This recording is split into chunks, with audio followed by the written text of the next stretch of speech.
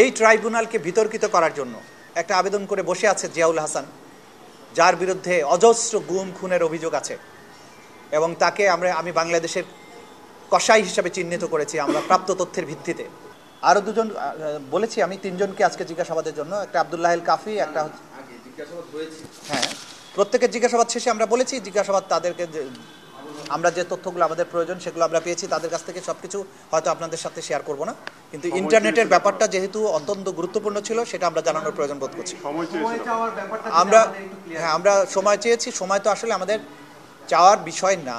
আপনারা জানেন যে এই মামলার তদন্তকালে কতদিনের মধ্যে শেষ করতে হবে আইনে কোনো সুনির্দিষ্ট বিধান নেই, কিন্তু এত বড় গ্র্যাভিটির একটা মামলার প্রপার তদন্ত করা, প্রপার একটা রিপোর্ট সাবমিট করার জন্য অনেক সময় প্রয়োজন।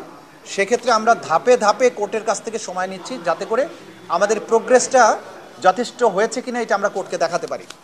তো এই কারণে আমরা আজকে 2 মাস সময় চেয়েছিলাম, 2 মাস সময় দিয়েছেন। আগামী 20শে ফেব্রুয়ারি পরবর্তী তারিখের এই মামলার জন্য ধার্য হয়েছে। আমরা আশা করব এর মধ্যেই মামলার তদন্ত মোটামুটি অনেক বেশি দূর এগিয়ে যাবে এবং খুব সহসাই হয়তো আপনারা দেখতে পাবেন ক্রমান্বয়ে আমরা এই তদন্ত রিপোর্টগুলো সম্পন্ন করতে পারবো তদন্ত সংস্থার মাধ্যমে। আবুল হাসানকে তো জিজ্ঞাসাবাদ হয়েছে যাত্রাবাড়ির ব্যাপারে কোনো আপডেট ট্রাইব্যুনাল এককে নিয়ে কথা বলেছেন আবেদনের শুনানি। আপনি কি বলেছেন? দেখুন এই ট্রাইব্যুনালকে বিতর্কিত করার জন্য এবং নানান প্রস্তর উদ্রেক করে আসামিরা বাঁচার চেষ্টা করবে এটা আমরা জানি।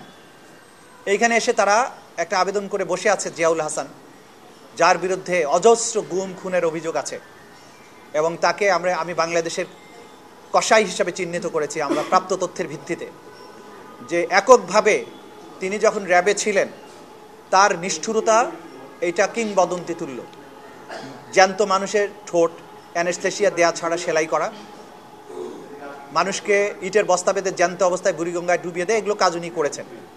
তিনি আবেদন করেছেন এই ট্রাইব্যুনালের নাকি এই মামলার বিচার করার ক্ষমতা নাই, এটা হচ্ছে প্রথম কথা। এবং দ্বিতীয় কথা তিনি বলেছেন যে যেসব অপরাধ হয়েছে এগুলো মানবতা বিরোধী অপরাধী নয়। এই ধরনের পিটিশন ওনারা দিয়েছেন। তো দিয়ে ওনারা একটা হাইপ তৈরি করতে চান, দুনিয়াব্যাপী একটা নয়েজ তৈরি করতে চান, সেই কারণে তারা অ্যাপ্লিকেশনটা দিয়েছেন। অনেক বড় অ্যাপ্লিকেশন, নানান কথা তারা বলেছেন। এগুলোর আমরা যথাযথ আইনি প্রক্রিয়ার জবাব দেওয়ার জন্য আমরা সময় চেয়েছি। আগামী 1 মাস পরে এটা শুনানি হবে 20শে জানুয়ারিতে। তো জবাব আমরা দিব, আদালত যথাযথ আদেশ নিশ্চয়ই তারা দিবেন। কিন্তু আমরা আপনাদেরকে যেটা জানাতে চাই যে এই ধরনের উদ্যোগ একের পর এক নেওয়া হবে এটাকে বিতর্কিত করার জন্য, কিন্তু আপনাদেরকে আমরা এনশিওর করতে চাই জাতির কাছে যে এই ট্রাইব্যুনাল তদন্ত সংস্থা প্রসিকিউশন সম্পূর্ণ নিরপেক্ষভাবে, ভয় ভীতিহীনভাবে, নিরলসভাবে কাজ করে যাচ্ছে এবং যাবে। যে মানবতা বিরোধী এই বাংলাদেশের মাটিতে হয়েছে, জুলাই আগস্টে যে গণহত্যা হয়েছে, তার আগে যে সমস্ত গুম খুন সহ অপরাধ হয়েছে, সেগুলোর বিচার সম্পূর্ণ নিরপেক্ষ এবং আন্তর্জাতিক স্ট্যান্ডার্ড অনুযায়ী এই বাংলাদেশের মাটিতে অনুষ্ঠিত হবে। এই ব্যাপারে আপনারা নিশ্চিন্ত থাকুন।